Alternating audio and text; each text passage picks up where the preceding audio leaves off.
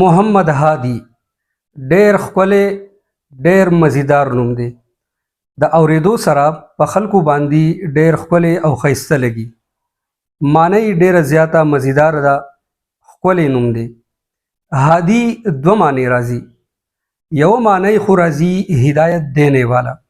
په دې اعتبار باندې دا بیا د الله تعالی صفتي نومونو کې راځي. خو لیکن چونکې د دې بله معنی هم راځي، رهنما، رهبر او لاره ښودونکي ته چې دی هم هادي وایي، په دې معنی په اعتبار باندې دا نوم بیا کېښودل مناسب دي.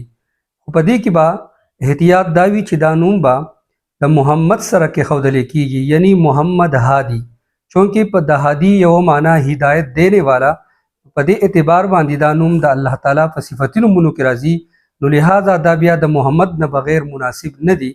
لہذا دا نوم محمد هادي کېښودل خپلو بچو له خپلو ماشومانو له کېښودل ټیک دي.